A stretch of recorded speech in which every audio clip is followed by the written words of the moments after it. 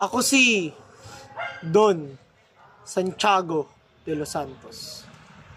Mas kilala ako bilang Kapitan Tiago. Kinikilala rin akong ama ni Maria Clara. Pinakamayaman ako sa bayan ng Binondo. Malakas sa pamahalaan at kasundo ng taong bayan.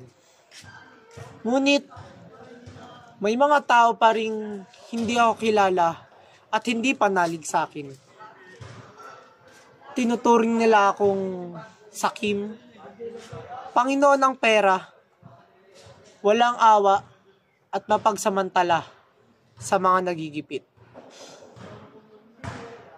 Merong mga nagsasabi na nakilala nila ako dahil sa aking mga ari-arian at negosyo. Nagtungo ako sa bayan ng San Diego upang mangalakal. Di ko na rin nakilala ang aking kabiyak sa buhay.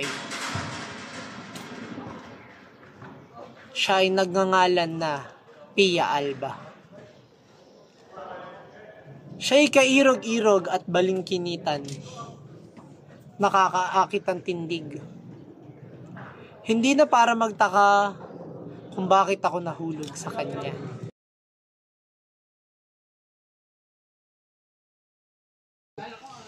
Tulungan nyo nga ang batang to, bihisan at linisan nyo.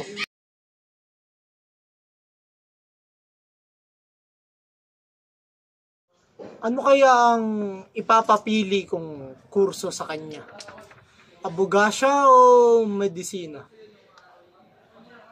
Pakiramdam ko'y medisina na lang upang makabuo siya ng iba't ibang uri ng pinagbabawal na gamot.